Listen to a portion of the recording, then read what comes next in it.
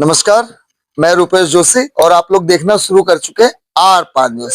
हम आज राजनांदगांव के डोंगरगढ़ का ग्राम अछोली है। हम वहां पर हैं जहां पर एक महिला से हमारी मुलाकात हुई है। उनका नाम है श्रीमती कीर्ति ढकाहा। उन्होंने बताया कि उन्होंने अपने एक साधारण इलाज के लिए श्री राम कृपा हॉस्पिटल डोंगरगढ़ में सामान्य तकलीफ छाती में दर्द है करके इलाज कराने के लिए 1 अगस्त को गई। वहां पर डॉक्टर महेश तिवारी उपस्थित थे। उन्होंने उन्हें यह बताया कि एक नॉर्मल दर्द है। उन्होंने 8-10 दिन की दवाई दी। 10 दिन के बाद फिर वो वापस गए, उनकी तकलीफ कम नहीं हुई। तो पता चला कि बोले कि आपका एक छोटा सा उसमें कुछ गठान हो गई है, हम उसका ऑपरेशन कर देते हैं। उस ऑपरेशन के बाद आज उनकी स्थिति क्या है, आज हम उन्हीं के जुबान से हम उसकी जानकारी लेंगे। आइए हम मुलाकात करते हैं मैडम श्रीमती कीर्ति ढाका जी से। आप हमें ये बताएंगे कि आपको क्या बीमारी थी और आप कहाँ गए थे इलाज कराने? भैया मुझे ना सिंपल दर्द उठा था सीने में, तो अपन दर्द उठा था तो मैं तुरंत डॉक्टर के पास चली गई थी। तो उन्हें मेमोग्राफी कुछ लिख करके दिया, मुझे दवाई दिया। तो मैं दूसरे दिन ही मेमोग्राफी करा के आई राजनांदगांव से। तो जब मैं करा के आई तो उसमें सिंपल सिस्ट का रिपोर्ट आया। तो उसने सिंपल सिस्ट का मुझे फिर 10 दिन का दवाई दिया। फिर 10-11 दिन बाद में वापस एक रिपोर्ट फिर से सोनोग्राफी कुछ कराया उसने मेरी। तो उसमें वो जो गांठ थी ना, मतलब 3 महीने की दवाई खाना पड़ेगा। 3 महीने के बाद वो जो गांठ थी वो फाइब्रोएडेनोमा कुछ बन गई थी। और मेरा राइट साइड में कुछ भी नहीं था, लेकिन राइट साइड में सिंपल सिस्ट आ गया था और लेफ्ट साइड में फाइब्रोएडेनोमा कुछ बन गया था। तो उन्होंने बोला कि एक डॉक्टर बाहर से आएगा और आपका इलाज ऑपरेशन कर देगा। तो सब पता नहीं बाहर से बुलाया कि नहीं बुलाया, मैं तो बेहोश हो गई थी 6 बजे। फिर ना मुझे सीधे 2-2:30 बजे होश आया था। तो आपको इसकी जानकारी नहीं कि आपका ऑपरेशन किस डॉक्टर ने किया? नहीं, मुझे डॉक्टर आने के पहले मुझे बेहोश कर दिए थे। तो आप देख रहे हैं कि डॉक्टर के आने से पहले ही इन्हें बेहोश कर दिया गया। और जिस डॉक्टर का नाम लिया जा रहा है वो बीएससी बीए एमएस है। क्या उसको ऑपरेशन करने का अधिकार है? उसके बाद आपके साथ क्या हुआ? फिर उसने जिस गार्ड ऑपरेशन करके लेफ्ट साइड से और जो सैंपल निकाला, फिर उसने बोला कि आप बिल्कुल ठीक हो गई और अब घर आप जा सकते हो 4 दिन एडमिट होने के बाद। पहले उसने मुझे ये धोखे में रखा था कि आप आधे घंटे में घर चले जाओगे, छोटा सा आधे घंटे का काम है बस। पर आधा घंटा बोल के उसने मुझे 4 दिन एडमिट रखा। फिर 4 दिन एडमिट करने के बाद उसने आयुष्मान कार्ड वगैरह भी मेरा यूज किया और मुझसे कैश भी अलग से लिया। कितनी राशि ली आपसे उन लोगों ने? टोटल सब 30-35 हजार भी खर्च हुए शायद। आपके आयुष्मान कार्ड से कितना? वो उसने बोला कि आयुष्मान कार्ड का हम आपको नहीं बता सकते, वो आपके फोन में मैसेज आते हैं और आयुष्मान कार्ड का यहाँ से नहीं पता चलेगा, वो मैसेज आपके पास अपने आप आएगा, ऐसे बोला था। आयुष्मान कार्ड का यूज करने के बाद आपसे नगद पैसा भी लिया? हाँ, उसके आपके पास क्या है, आपने कैश दिया था कि ऑनलाइन पेमेंट किया था? थोड़ा ऑनलाइन किए थे, थोड़ा थोड़ा कैश दिए थे, पर वो बिल नहीं दिया मुझे। और आपके पास मैसेज आया उस आयुष्मान का पैसा नहीं, नहीं आया। जबकि किसी भी आयुष्मान कार्ड का तो शायद अभी हमारा जहाँ इलाज चल रहा है वहां भी कुछ इलाज आयुष्मान कार्ड से ही चला है अपना। तो वो लोग तो तुरंत बता देते हैं कितने रुपए खर्च लग रहे, इतने रुपए लग रहे करके। इसके बाद आपके ऑपरेशन कर दिया। ऑपरेशन के बाद आपको क्या तकलीफ हुई है और उसके बाद आपने क्या किया? उसने बोला था वो जो गांठ सैंपल निकला है आपको जांच कराना है तो आप करा लो, नहीं भी कराओगे तो आप ठीक हो, आप घर जाके आराम करो, ऐसा बोला। लेकिन मेरे पापा ने और मेरे हस्बैंड लोग ने बोले कि जब इतना करा रहे हैं तो एक बार जांच करा लेते हैं कि क्या चीज है ना।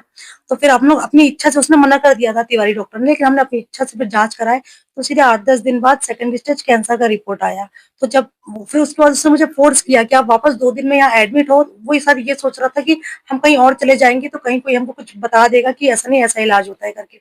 उसी डर से वो बार बार फोन कर रहा था कि आप यहीं पे वापस एडमिट हो, अपने पापा को बुला लो, यहीं एडमिट हो, 2 दिन के अंदर ऑपरेशन आपका, वही डॉक्टर आएगा और इस बार कम पैसे लेगा और यहीं पे ऑपरेशन कराओ, उसने ऐसे बोला था। पर हमने बोला हाँ सर हम आते हैं बोल के, लेकिन हम नागपुर चले गए।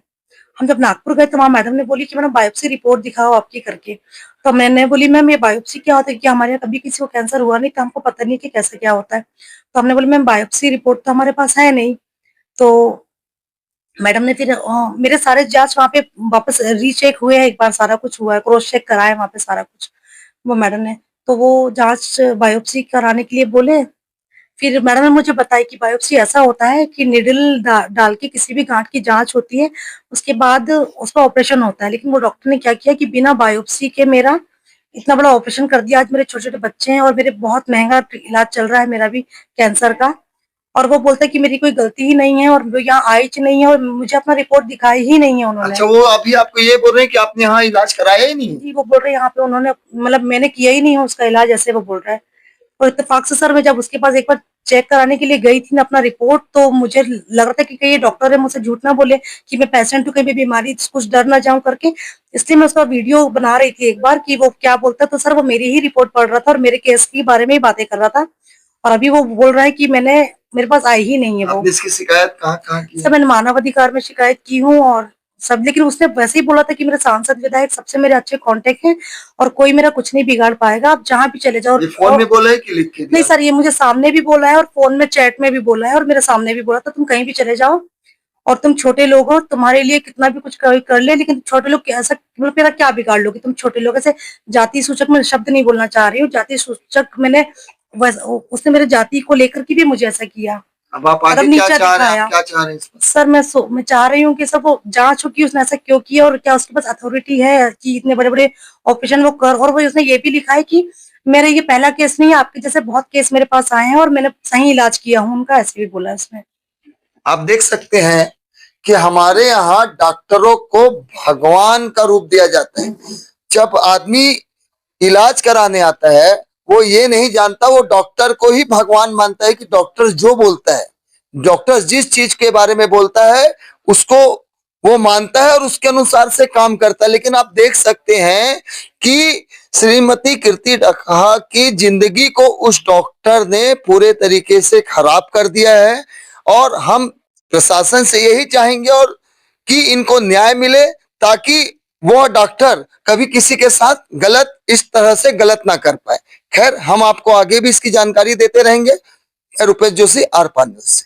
आज हम लोग डोंगरगढ़ स्थित श्री राम कृपा हॉस्पिटल पहुंचे ताकि इस मामले में अस्पताल और डॉक्टर का पक्ष जाना जा सके, लेकिन अस्पताल में मौजूद डॉक्टर साहब ने साफ तौर पर पक्ष देने से मना कर दिया। डॉक्टर का कहना था कि यह मामला फिलहाल जांच में है, इसलिए वे इस पर कोई बयान नहीं देंगे। इसके बाद हम इस प्रकरण की जानकारी लेने ब्लॉक मेडिकल ऑफिसर के कार्यालय पहुंचे। हालांकि वहां बताया गया कि ब्लॉक मेडिकल ऑफिसर कार्यालय में मौजूद नहीं है और किसी बैठक में शामिल होने गए हुए हैं। यानी फिलहाल इस पूरे मामले में न तो अस्पताल की ओर से कोई प्रतिक्रिया मिली और न ही स्वास्थ्य विभाग की ओर से कोई आधिकारिक जानकारी सामने आई है।